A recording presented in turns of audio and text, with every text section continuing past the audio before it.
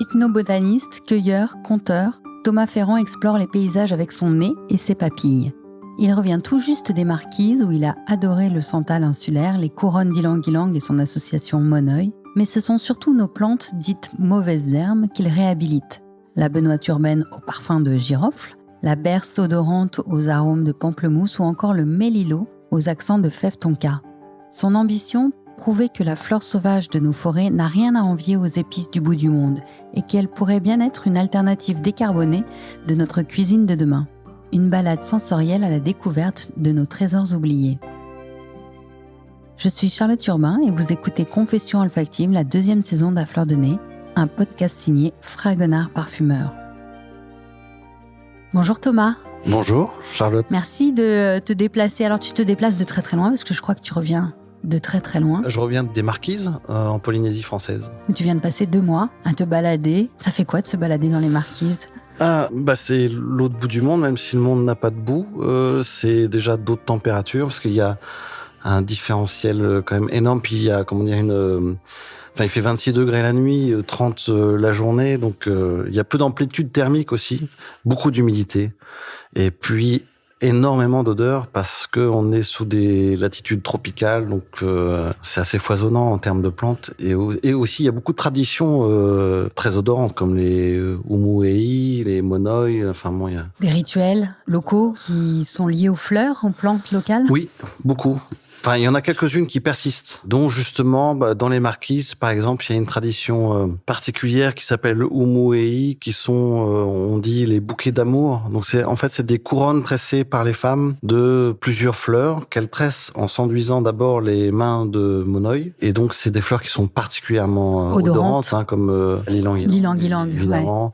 Il y a le tiare, qui est la fleur emblématique de Tahiti. Les Marquises, c'est pas Tahiti, mais bon, c'est un peu dans la même ère. On a un peu la même végétation. Oui. Beaucoup de gardénia odorants, et puis des fleurs d'ananas. Des fleurs d'ananas. Ouais. Alors ça, c'est... Et du santal aussi. Ils ont un santal très particulier là-bas, qui n'est pas le santal album qu'on utilise en parfumerie, mais... Qui est le santal d'Australie. Le santal qu'on utilise en parfumerie, il y en a un autre en Inde. On en utilise 2. Il y a un santal en Inde, et je ne connais pas leur nom technique latin, mais je sais qu'il y en a 2. Il y en a un en Australie et un en Inde, il me semble. Ou Inde ou Asie, dans cette zone asiatique. C'est tout à fait possible, parce que de toute manière, je crois qu'il existe 15 santals différents à peu près. Et celui-là, c'est Santalum insulare, et je crois que c'est vraiment endémique de l'Océanie. Okay. Mais il a aussi quasiment disparu, parce que on a importé aussi dans ces îles, malgré nous, les rats. Et le rat noir est extrêmement friand des semences du santal, ce qui fait qu'il a failli disparaître. Et j'ai rencontré là-bas un botaniste qui s'appelle Jean-François Buteau, qui a lancé tout un programme justement de sauvegarde du santal insulaire. Ouais. Pour que les rats arrêtent de manger les graines de santal et les empêchent de pousser. Parce que c'était 100% de perte. Ah oui. Ils étaient vraiment très friands du santal. Tu te définirais comment ? Tu es botaniste ? Alors, j'aurais du mal à me définir, mais on va dire que, un premier temps, c'était plutôt artiste, plutôt de la mise en scène et d'édition. Et là, ce qui m'intéresse, c'est les plantes, et je dirais ethnobotaniste, c'est-à-dire quelqu'un qui étudie les plantes à travers l'histoire, l'usage des plantes à travers l'histoire et la géographie. Et donc, qui peut concerner plein de pratiques différentes. Moi, la pratique qui me sollicite le plus, c'est quand même les arts culinaires, la cuisine, la gastronomie, mais en fait, tout ce qui concerne les plantes m'intéresse. Ça peut être aussi des usages médicinaux, ornementaux, parfumerie. De rituels, justement, d'intérêt. Mais souvent, ils sont couplés. On dit que la parfumerie et les rituels qui sont liés à la santé sont souvent très liés, depuis toujours, en tous les cas, dans l'histoire. Alors, c'est marrant parce que c'est aussi le cas pour la nourriture. En tout cas, dans l'histoire, en Grèce ancienne et en Chine, on a toujours dit que l'aliment était un médicament. Alors, je vous donnerai peut-être tout à l'heure des contre-exemples, mais c'est vrai qu'il y a toujours eu que ça soit dans l'aromathérapie, dans les arts culinaires, des choses liées à la médecine et aux odeurs en même temps. Ouais. Aux Marquises, quelle odeur t'as le plus marqué ? Un peu bêtement, je dirais quand même l'ylang-ylang, parce que c'est quand même extraordinaire. À sentir ? Ouais. C'est une plante qu'on utilise beaucoup en parfumerie, qui fait partie de ces fleurs blanches qu'on dit dites fleurs blanches, très opulentes, très complexes. Ils l'utilisent comment, eux, traditionnellement, l'ylang-ylang ? Dans les monoi, et puis dans ces couronnes. Elle a des vertus ? Probablement qu'elle doit en avoir. J'ai pas vu d'usage médicinal de l'ylang-ylang, mais j'ai vu quelqu'un qui pratiquait la médecine traditionnelle et qui avait plein de pieds d'ylang-ylang différents et tous avec des odeurs différentes et des pétales de longueur différents. Toi, tu allais pourquoi au départ aux Marquises? Justement dans le cadre de ton travail d'ethnobotaniste? J'y suis allé pour m'évader et voir d'autres plantes. En fait, mon travail quand même d'ethnobotaniste, il est lié essentiellement aux plantes sauvages, plutôt en France. Et ce qui m'intéresse essentiellement dans mon travail en France, c'est de rechercher, comment dire, en fait, j'essaie de faire des comparaisons avec ce qui est utilisé traditionnellement dans ce qu'on a été chercher dans les épices, par exemple, dans toutes les plantes liées aussi aux différentes colonisations faites par les Européens. J'essaie de trouver des équivalents dans nos plantes sauvages à nous en France. Qui seraient endémiques au territoire français. Voilà. Alors là, on parle pas trop d'endémisme parce que c'est tellement large. Enfin, je veux dire, il y a peu de plantes endémiques ici. Mais c'est des plantes justement, au contraire, extrêmement communes, mais dont on méconnaît les usages ou on les a oubliées. Et on se rend compte qu'il y a des parfums très épicés ici. Par exemple? Alors, par exemple, il y a dans notre flore une plante extrêmement commune qu'on appelle la benoîte urbaine. Et j'ai affaire à Charlotte Urbain. Oui, c'est ça. C'est une plante de ma famille. Non, on imagine qu'elle pousse en ville, mais c'est pas ça. Ça arrive, mais c'est essentiellement quand même dans les sous-bois. D'accord. Et la benoîte urbaine, Geum urbanum, est plutôt discrète, plutôt méconnue. C'est une rosacée. Et quand on déterre ses racines, donc elle a une racine principale qui n'a pas d'odeur, ou très peu. Et en fait, elle a tout un chevelu de radicelles qui, quand on les frotte, ont une aromatique de clou de girofle. D'accord. Assez puissant, enfin plus ou moins puissant. Hein, faut aussi réussir un peu à l'extraire, mais il y a de l'eugénol dans cette plante, comme le clou de giroflier.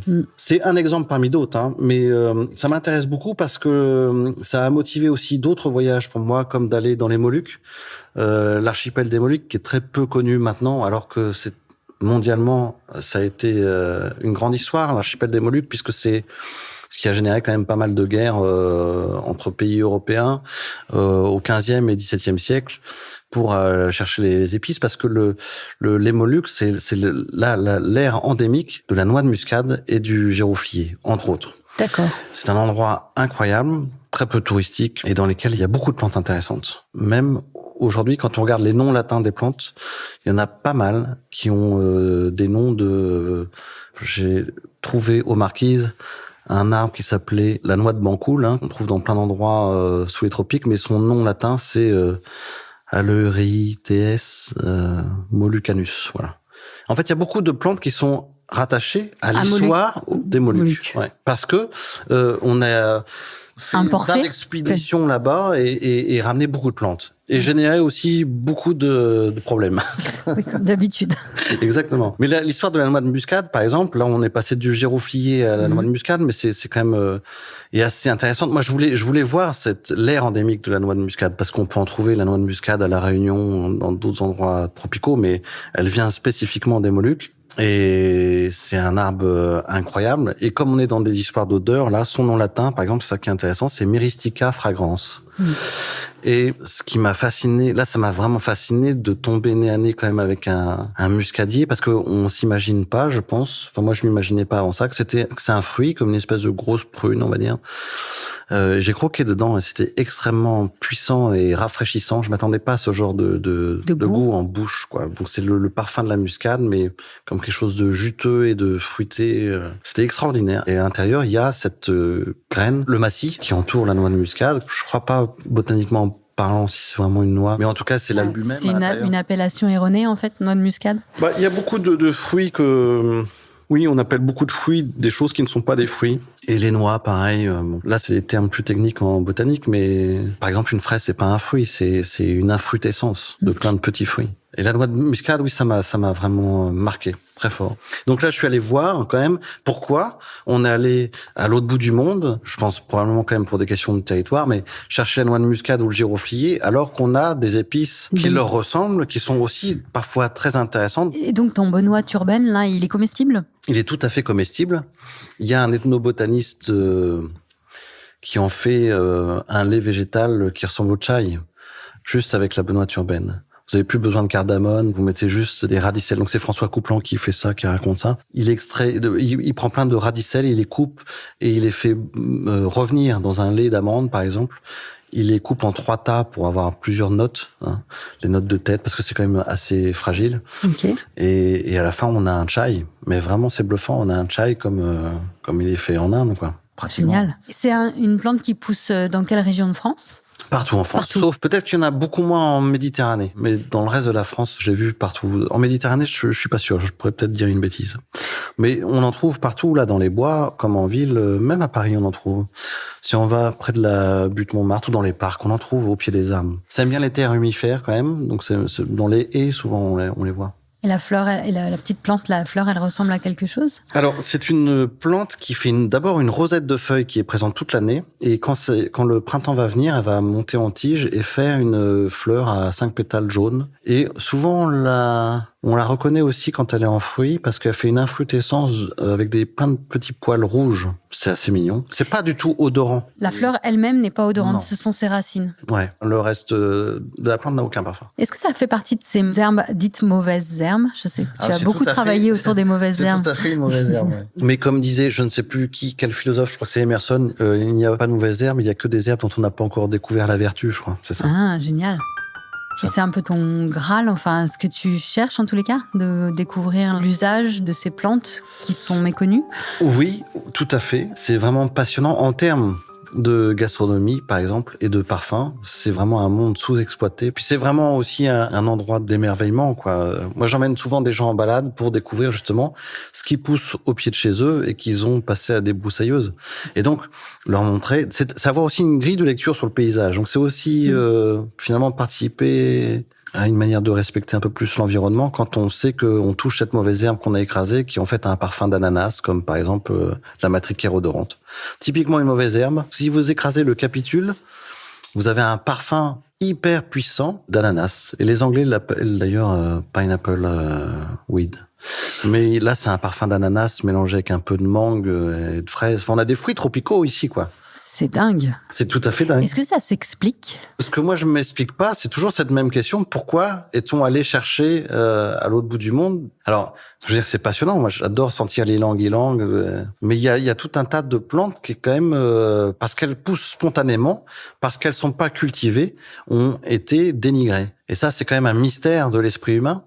Parce que, en termes d'épices, par exemple, dans la famille des ombellifères, il y a énormément d'épices, mais hyper puissantes. Alors, c'est quoi les ombellifères ? Je suis désolée, je suis novice là. Alors, les ombellifères, c'est une famille de plantes qui fait des ombelles. Alors, l'inverse n'est pas vrai, parce qu'il y a des plantes qui font des ombelles, mais qui font pas partie de cette famille-là.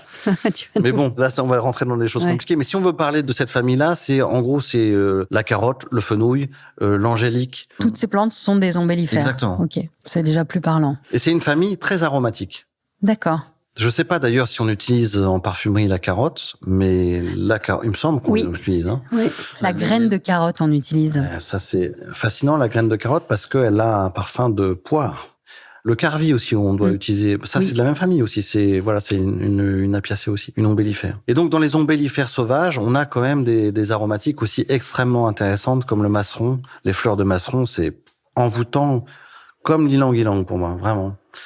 Et c'est typiquement ce qu'on considère comme une mauvaise herbe sur le littoral. Okay. Sur le littoral breton, par exemple, dès qu'on voit cette plante-là, on l'arrache. On l'arrache. Alors que cette odeur, c'est juste dingue. Et ça fait des graines, enfin des fruits, mais qui ressemblent à des graines bien noires, qui sont vendus maintenant dans des épiceries fines, mais un peu spécialisées, j'imagine. Un peu spécialisées, un peu, on va dire, de luxe, qui sont des fruits qui ont une aromatique de poivre et de fleurs en même temps. Et ça pousse comme du chien-dent. C'est-à-dire que pourquoi aussi, c'est ça la vraie question, pourquoi on est allé chercher loin des plantes, alors que sous notre territoire, il y a des plantes fascinantes, mais parce que il y a tout aussi une hiérarchie, une problématique qui est que, c'est de la mauvaise herbe, quoi. Donc c'est mal vu. On a la même chose avec l'histoire des légumes. Si on doit prendre d'un point de vue nutritif, l'ortie est sûrement la plante la plus nutritive et la plus équilibrée pour le corps humain. Mais c'était pas distingué de manger des orties. Donc, on est allé cultiver des choses qui venaient de loin. Parce que il y a toute la valorisation de la culture, voilà. Maintenant, je pense que ces distinctions sont en train de changer. Et surtout, en fait, culturellement, ça n'a pas lieu partout, cette histoire. Par exemple, si on va en Asie, un peu partout en Asie, mais en Asie du Nord, spécifiquement au Japon et en Corée, ça a toujours été extrêmement valorisé, les plantes sauvages.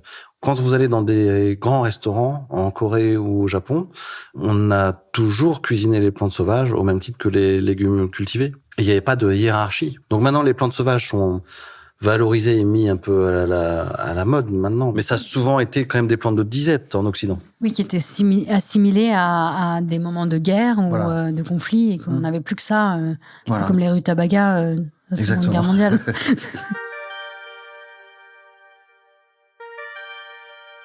Est-ce qu'il y a une odeur qui te fait particulièrement voyager, qui te transporte ?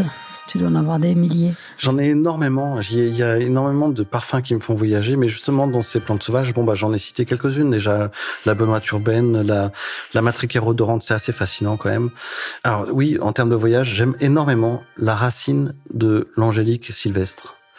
Et souvent, les gens préfèrent le Angelica archangelica, qui est l'angélique des confiseurs, qui est utilisé aussi en parfumerie, je crois, qui, c'est vrai, a des arômes très subtils. Et moi, j'aime beaucoup l'angélique sylvestre, qui est beaucoup plus brute et vraiment sylvestre. Elle est très puissante, très boisée, J'aime beaucoup cette odeur-là.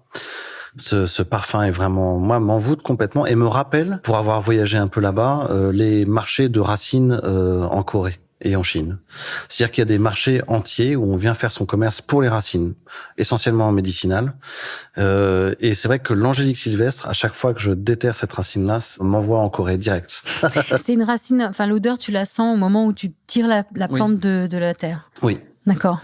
Moi, je la découpe après en morceaux, je la fais sécher, je l'utilise en médicinal. Quelles sont ses vertus ?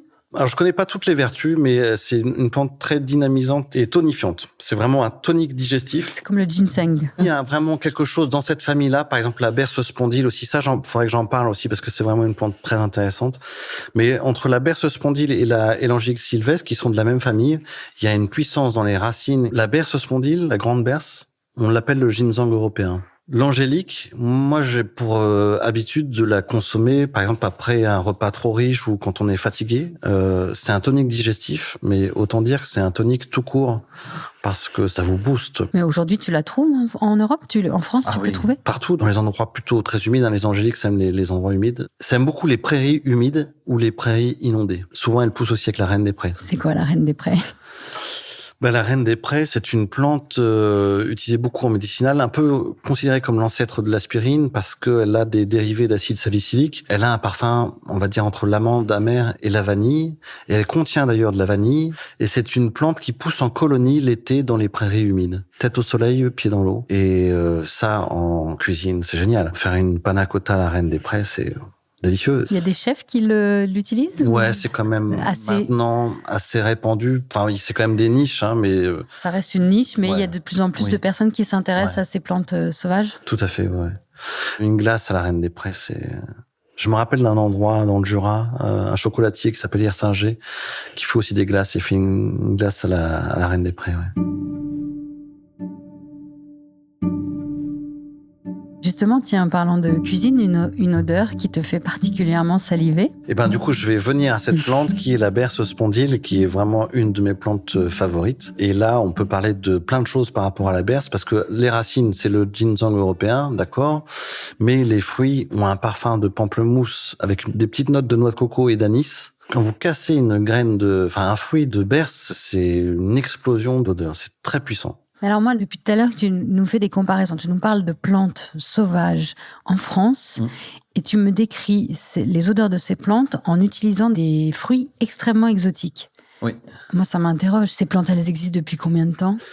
Elles sont contemporaines tout à fait des plantes exotiques qu'on est allé chercher. Elles existent depuis longtemps en Europe ? Ah oui, c'est des plantes européennes qui sont là depuis toujours. Enfin, depuis la dernière glaciation, quoi. Donc nous, on arrive à les décrire olfactivement en faisant ce rapprochement avec des fruits exotiques, ce que nos ancêtres ne pouvaient pas faire. Alors, il y a beaucoup de plantes qui avaient des usages qui sont oubliés, mais il y a quand même des notes sur beaucoup de choses. Mais moi, c'est une question que je te retourne pratiquement parce que c'est quelque chose qui nous interroge beaucoup. Des ethnobotanistes comme François Coupland se posent énormément cette question-là. C'est pourquoi on passe encore à côté de ces plantes. Même en parfumerie, moi, j'adorerais emmener des parfumeurs découvrir ces plantes-là parce que je pense on passe encore à côté de parfums exceptionnels.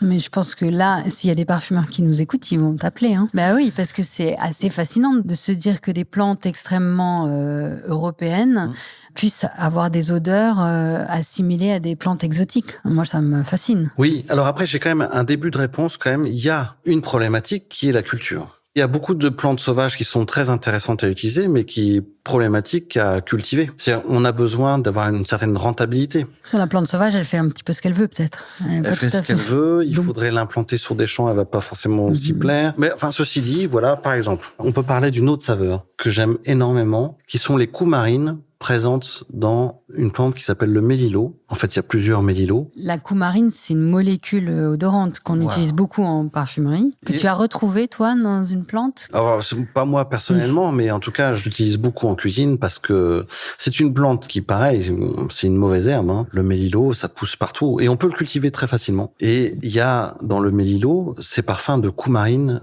c'est-à-dire de fèves de tonka, on va dire, hein, fèves de tonka, et en même temps bon foin. C'est une odeur de foin, un peu comme la fouve odorante aussi, ou comme la spirule odorante. Ce sont d'autres plantes qui ont des coumarines. Sous les tropiques aussi, il y a d'autres plantes avec ces coumarines-là. Mais le mélilo est très facile à cultiver, très facile à ramasser, très facile à utiliser.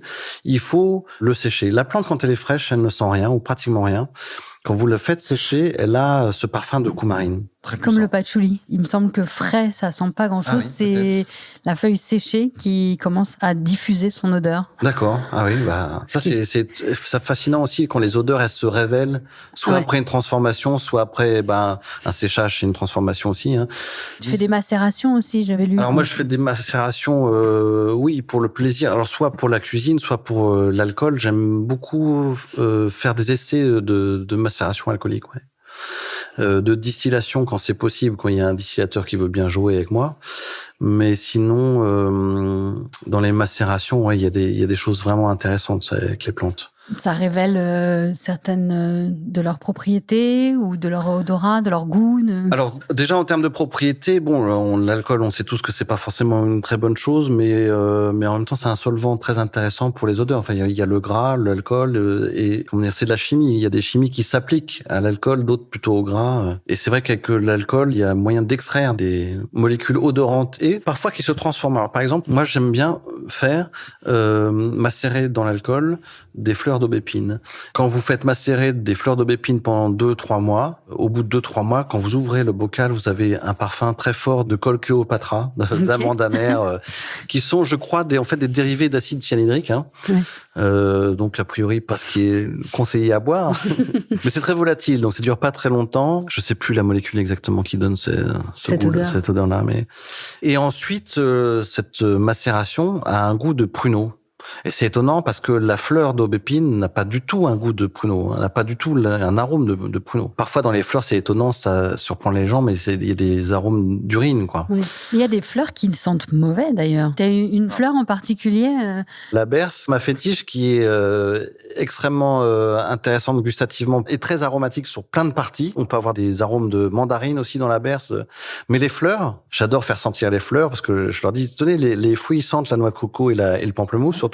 Mais les fleurs sentent vraiment l'urine sur un trottoir fermenté au soleil en plein été. Mais vraiment, il n'y a pas d'odeur plus précise que ça. Donc c'est étonnant parce que toute la plante a des aromatiques extrêmement intéressantes, mais les fleurs, c'est quand même compliqué. Il faut vraiment aimer ça, quoi. Ce que tu dis là, c'est qu'il ne faut pas s'arrêter forcément à l'odeur de la fleur, parce Exactement. Que dans les racines, dans les feuilles, il peut y avoir autre chose et que là, tu peux découvrir d'autres parfums. Une seule et même plante peut contenir plusieurs parfums différents. Exactement. Et c'est ce que je trouve, moi, très intéressant parce que c'est valable aussi en termes de cuisine. Souvent, les gens cuisinent, essayent des plantes sauvages, disent « Oh, c'est pas terrible ton truc quand même ». Mais combien de légumes cultivés on utilise d'une certaine manière parce qu'on a appris à l'utiliser d'une certaine manière. Je veux dire, personne n'aurait l'idée de manger des feuilles de patates ou des feuilles de tomates, qui sont d'ailleurs toxiques. On a appris à cuisiner telle partie de telle plante. Et donc, pour beaucoup de plantes sauvages, les gens s'arrêtent à oh, c'est pas bon tout ça, mais parce qu'en fait, on n'a pas trouvé la technique pour cuisiner la plante et révéler son potentiel, quoi. Donc, c'est beaucoup des histoires comme ça. Et pour les odeurs, c'est pareil. Qui aurait l'idée, par exemple, de déterrer une racine de Benoît Turbaine, gratter un peu et sentir cet arôme de pain d'épices et de giroflier, alors que la plante, bon, elle ressemble pas à grand chose, on va dire, et puis elle sent rien. Qui aurait l'idée, par exemple, de laisser sécher dans un coin du mélilo qui sent rien et d'un seul coup, ça révèle une aromatique de fèves de tonka qu'on peut utiliser en pâtisserie ou voilà. Il y a des écrits un peu anciens qui peuvent t'aider dans tes recherches?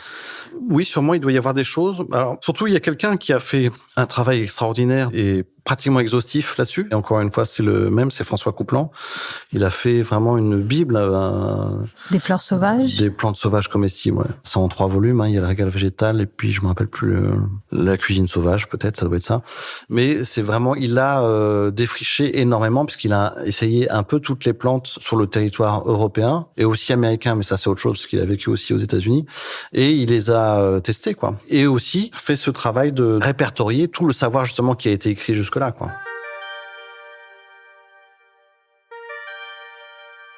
Quand tu emmènes les gens se promener avec toi pour découvrir les plantes sauvages, est-ce que tu en découvres certaines par ton odorat rapidement et quelles sont celles qui vont t'interpeller de manière olfactive la plus facilement possible?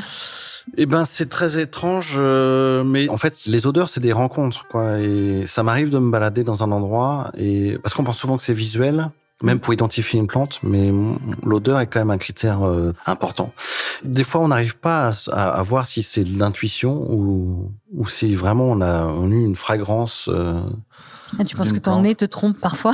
Il a envie de sentir une plante que tu imagines pousser. Je crois plutôt l'opposé, c'est-à-dire que je sens la plante avant de l'avoir intellectualisée, d'avoir dit tiens, j'ai senti ça. Des fois, je me dis la plante m'a déjà communiqué quelque chose. Voilà.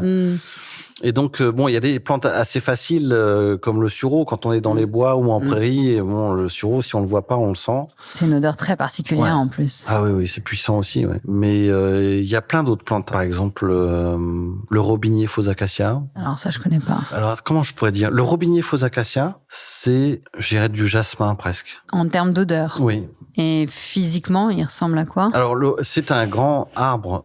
Aussi un des arbres qu'on méprise parce qu'envahissant, qui en plus bizarrement fait un bois extraordinaire, imputrescible pratiquement, très beau, un beau jaune à l'intérieur quand on le coupe. Il a des propriétés mécaniques très intéressantes pour les charpentes, tout ça. Donc on les voit souvent ces arbres-là. C'est un arbre qui vient d'Amérique du Nord, qui est devenu envahissant en Europe, qu'on retrouve souvent le long des voies ferrées. Un arbre de la famille des fabacées. Alors je vais faire de la botanique, mais avec des stipules qui ressemblent à des aiguillons, qui sont un peu comme des épines de rosier, quoi, on va dire, et qui fait des grappes de fleurs blanches, blanc crème, qui ont cet arôme de jasmin et qui sont aussi délicieuses à cuisiner. Faire une tarte aux fleurs d'acacia, c'est vraiment très bon. Acacia de... Alors, de robinier faux acacia. On l'appelle acacia de manière, mais c'est un peu erroné parce que c'est de la même famille, mais c'est pas de l'acacia, c'est le robinier faux acacia. Faux acacia, voilà. Ouais. Vous avez des faux amis aussi dans les plantes. Voilà. Et il y en a énormément en botanique, il y a plein de faux amis. Quand tu te promènes comme ça pour dénicher des plantes sauvages, alors c'est entre la plante sauvage, la mauvaise herbe, c'est un peu la même chose. C'est quoi la différence entre une plante sauvage et une mauvaise herbe d'ailleurs? Pour moi, il y a aucune différence. C'est d'ailleurs la même chose, quoi. Une mauvaise herbe, déjà, j'emploie rarement ce mot-là, sauf avec beaucoup d'ironie, quoi. Mais ce qu'on appelle typiquement la mauvaise herbe, c'est la plante sauvage. Et donc, mon champ d'action, c'est la plante sauvage. Donc, c'est la mauvaise herbe. Et il y en a qui sont évidemment plus valorisées que d'autres, comme par exemple, je sais pas, la fraise des bois. Mais il y a toutes celles aussi qu'on méprise et qui peuvent avoir des choses très intéressantes. Je t'ai pas posé cette question encore, mais je la pose en général à tous ceux que j'interviewe. Quelle est ton odeur d'enfance à toi, ta Madeleine de Proust? C'est très large, donc c'est plutôt un milieu, et c'est les bois. C'est vraiment les bois, et donc c'est l'humus, le pétrichor, ce qu'on appelle le pétrichor. Voilà, c'est ça, l'odeur. C'est quoi le pétrichor? Ça serait difficile à définir parce que c'est des histoires de chimie aussi, mais c'est cette histoire de révéler par la pluie l'odeur de la terre sur une journée chaude. Alors, je vais peut-être le dire pas très bien, mais en gros, ce sont des essences de plantes qui sont cumulées sur le sol, qui sont révélées par la pluie, mais où jouent aussi des bactéries liées à la terre et aux minéraux. Il y a tout un processus chimique, le pétrichor. C'est cette odeur qui est assez envoûtante qu'on a après une journée ensoleillée en plein été et qui la plus fort, quoi. Et qu'on a aussi, bizarrement, en ville. C'est ça qui est rigolo. Même sur le bitume. Alors, c'est peut-être pas le même pétrichor, c'est peut-être pas les mêmes actions, mais il y a quand même cette chose-là qui est... Elle est plus pétrole que... Elle est plus pétrole, mais il se passe quelque chose quand même. Par rapport à cette odeur de terre mouillée et ensoleillée, pourquoi tu l'associes à ton enfance? T'es né à côté des bois? Quand j'étais enfant, on avait une maison vraiment à côté d'un bois. Et en fait, systématiquement, alors je me souviens, mon père travaillait pas la journée, il travaillait plutôt le soir. Et donc, dès que je sortais de l'école, j'avais les mains libres, comme on dit, et j'étais tout le temps fourré dans les bois. Et donc, j'allais toujours jouer dans les bois, m'inventer des histoires. Donc, j'étais toujours avec ces odeurs-là. Et aussi, assez rapidement, mon grand-père, quand il a perdu sa femme, donc ma grand-mère, le seul moyen qu'il a eu de s'en sortir, et c'est pas une simple parole comme ça jetée en l'air, et le seul moyen vraiment qui l'a tenu en vie, ça a été de se balader dans les bois et d'apprendre à reconnaître le nom des fleurs. Donc, il m'a emmené dans les bois et il me parlait de telle ou telle fleur dont j'en avais strictement rien à faire à cet âge-là parce que on s'en fout. Mais ça a infusé un peu quand même. Exactement. Et c'est revenu longtemps après, c'est revenu comme un flashback, mais enfin comme je sais pas comment dire, mais c'est vrai que ça a sédimenté parce que quand j'ai commencé à faire ça, à faire de l'ethnobotanique, je l'ai tout de suite relié à mon grand-père. Comme quoi, on n'est pas loin jamais de nos racines en fait. Tu as fait aussi des expérimentations avec la fermentation. J'imagine que dans des étapes de fermentation de plantes, il doit y avoir des odeurs aussi très particulières. Il y a différents types de fermentation, mais c'est quand même compliqué les fermentations, je trouve. Et par exemple, les lactofermentations, on est sur des aromatiques qui sont toujours à peu près les mêmes, quoi. Qui sont assez acides. Moi, que j'aime beaucoup, hein, mais une lactofermentation, par exemple, contrairement à ce qu'on pense, il faut la manger plutôt assez tôt, parce qu'il y a encore plein d'aromatiques qui se développent et qui se transforment. Sur les fermentations... il y a des fermentations aussi alcooliques, hein, du coup, qui sont intéressantes. Il y a des vinaigres aussi. Donc, des fois, dans mes essais, je laisse macérer des choses. Je laisse macérer des jus, par exemple, de plantes, pour voir ce que ça donne. Mais on développe toujours des types d'aromatiques qui vont vers les acides, en général. Sinon, on va vers du moisi. Donc, il y a du moisi intéressant, hein, le fromage. Mais on peut essayer de développer de l'umami. Mais j'ai pas d'exemple flagrant qui me dise, ah, ça, j'adore faire macérer ça. Est-ce qu'il y a une odeur particulièrement bizarre que tu aies pu sentir dans tes pérégrinations, tes voyages? Tu nous en as cité déjà un petit peu, mais une odeur assez étrange. Là, aux Marquises, par exemple, on faisait, je crois que c'est fafarou. Et en gros, c'est une fermentation de poisson dans l'eau de mer. Si je peux m'exprimer comme ça schlingue. On imagine bien une fermentation de poisson dans l'eau de mer, ça peut pas être... Voilà, on le laisse fermenter et après on le cuisine avec de la noix de coco, ce qui adoucit un peu la chose. En fait, c'est étonnant parce que je peux vous dire, moi, par exemple, que le kimchi, la première fois que j'ai goûté ça, j'ai trouvé ça affreux. Le kimchi, c'est du chou fermenté coréen avec du piment. Voilà. Et alors... Techniquement aussi avec de la sauce poisson, avec il y a plein de choses. Oui, il y a plein de trucs. C'est un vrai art de vivre. Mais c'est vrai que quand on a goûté 2-3 fois le kimchi, on peut vite devenir addict. Et donc moi, il y a eu une période où je pouvais plus passer une journée sans manger du kimchi. Mais voilà, ce sont des odeurs particulières quand même. La première découverte de ça. Mais j'imagine la même chose pour un Chinois quand il découvre les fromages à la française, le camembert, ou pour les Japonais beaucoup, parce que les Japonais, ils ont des traditions très pointues culinaires, des associations, mais ils ont beaucoup de mal avec certaines saveurs qui sont trop puissantes et trop épicées, par exemple.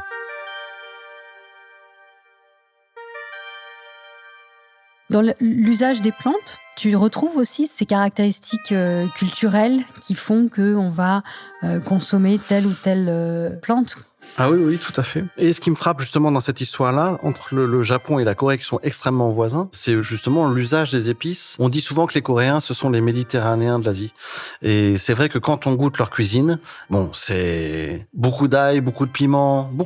Et pourtant, moi, je trouve que c'est quand même très subtil. C'est une cuisine très intéressante. Mais ça n'a rien à voir avec le Japon, qui est voisin. Et pourtant, il y a beaucoup de communs. D'aliments identiques. Oui.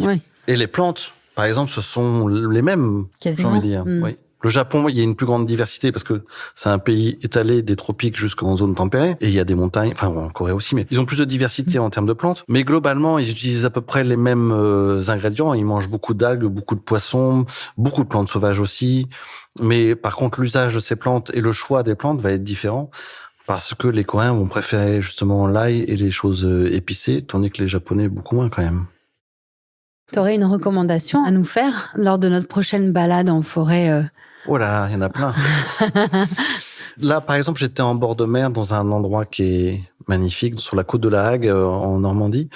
Dès que je suis revenu des Marquises, je suis allé là-bas et j'ai trouvé une plante que j'adore qui s'appelle le crançon du Danemark, qui est toute petite, minuscule. C'est une brassicacée, donc c'est la famille des choux. Et pour revenir un peu au Japon, quand on l'écrase, il y a un goût de wasabi. Donc elle est minuscule, cette plante, et elle a une puissance aromatique dingue. Je sais pas si on se parfumerait au wasabi, mais pourquoi pas. Mais en tout cas, à utiliser en cuisine, c'est vraiment pas mal. Moi, ma recommandation par rapport à ça, en balade, c'est il y a pas de plantes toxiques au point d'être problématique de les toucher. Donc quand on se balade en forêt, faut toucher. Les 5 sens sont hyper importants dans ton exercice. Il faut toucher, sentir dans les bois. Mais un peu partout d'ailleurs. Là où il y a du végétal, il faut regarder. Par exemple, cette berce, quand j'emmène des cuisiniers dans les bois, ils me disent mais je l'ai vu partout depuis toujours et en fait, j'avais pas senti. C'est comme si on passait à côté depuis des années. Quand ces cuisiniers découvrent cette aromatique de pamplemousse puissance 10 dans une petite graine qu'ils écrasent, ils sont dingues. Ils disent mais j'en ai plein partout. Pour moi, c'est de l'herbe au lapin. C'est comme ça qu'on l'appelle. Et en fait, pour la cuisine, c'est un truc incroyable. Est-ce que le bonheur a une odeur pour toi ? Je sais pas pourquoi elle me vient une odeur tropicale. C'est ce qu'on appelle c'est toute la famille des pandanus. Et il y a une plante qui s'appelle Pandanus amarylifolius, je crois. Amarylifolius. Je te corrigerai pas. Tu peux être tranquille. Bon, pour moi, c'est la plante, c'est vraiment l'odeur du bonheur parce que j'ai découvert ça en Indonésie par hasard en prenant sur un marché des petits gâteaux verts fluo. Je me suis dit, qu'est-ce que c'est que ce truc? Super chimique. Je me dis, c'est super chimique. Eh ben, pas du tout. Ce vert fluo était lié à une plante qui s'appelle Pandanus amarylifolius, qu'on appelle pandang, je crois, ou quelque chose comme ça, qui a une aromatique et un goût. Mais alors, c'est indescriptible pour moi. C'est vraiment quelque chose,